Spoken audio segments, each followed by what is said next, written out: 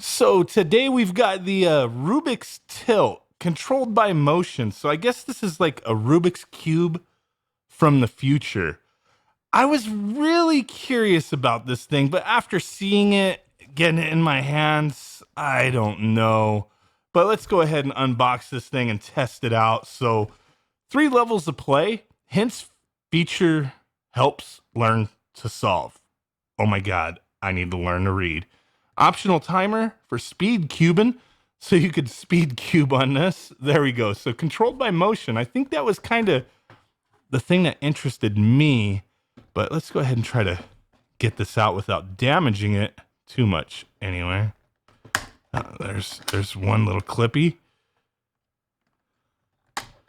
There's another. Oh, sniz. So this is from, who was it? Super Impulse. You guys probably know them peoples. They make a lot of these little, the world's smallest, some of the mini arcade machines, the little tiny arcades. We've looked at some of this stuff. I think they make some neat products. They have the little micro arcades, which kind of, hit and miss, but still, you know, I guess. There's a Tetris tilt. I haven't seen that one yet. But let's go ahead and check this out. Tilt to solve. Get the frick out of here. We get a little booklet. Pretty sure the little booklet just tells us, like, turn this thing on and mess with it. Settings, level, sound level, sensitivity, basic movements. Oh my God, this is going to be complicated. So there it is. It's turned on. Rubik's tilt. It's got this little, like, is that like a sticker? Yeah, it's like a sticker over top of that, and it kind of, I don't know. I think they could have done that a little better because it just feels like it's coming off right now. But that's okay. Little Rubik's tilt sticker. None of this stuff on the front does anything. They're just there for show. The back here, we have an on and off switch and several buttons, right?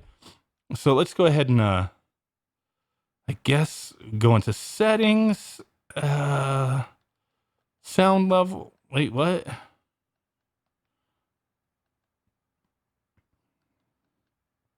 Okay, I'm pressing these buttons incorrectly. Bear with me here.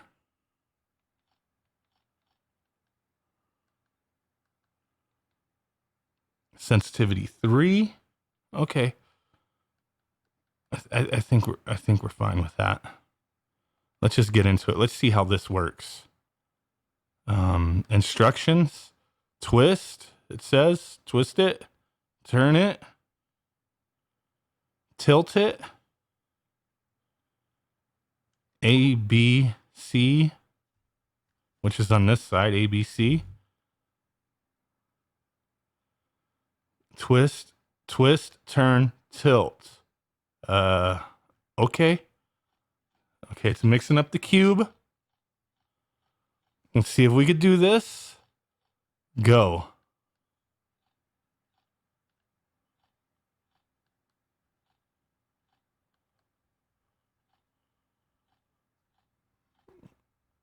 Ah.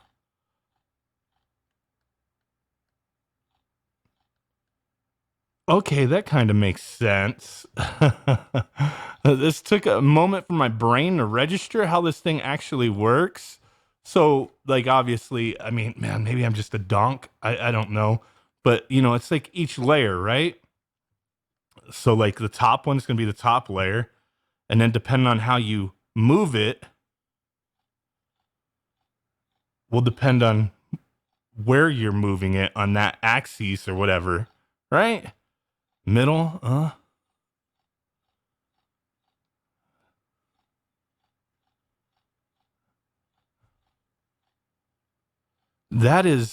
that's interesting. I mean, I'm not gonna lie. That's interesting, but still, I have no freaking clue what I'm doing, man. Like, this is the Rubik's Cube from the future. Like, why would you want this over just a normal Rubik's Cube if you're really into it? It's intuitive. It's interesting. These things are going for, I think, like 20, 25 bucks. Why the heck is it? Some of these movements I don't understand. It makes sense when you start messing with this. I guess you got to have that big brain going on to really, utilize this thing. Interesting. I dig stuff, little, electronic games and stuff like that. But a Rubik's Cube is like one of the most basic of toys, little brain stimulators ever. And just having a little cube in your hand and, these crazy dudes and girls that, man, props to them.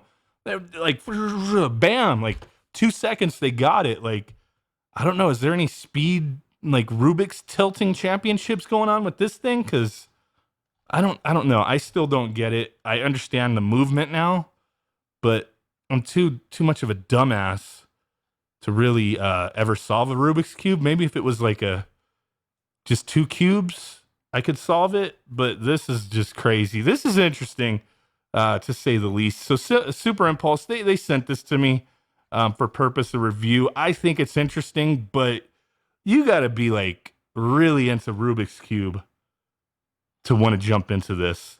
I can't for the life of me like really get a grasp of the cube action, that cube life.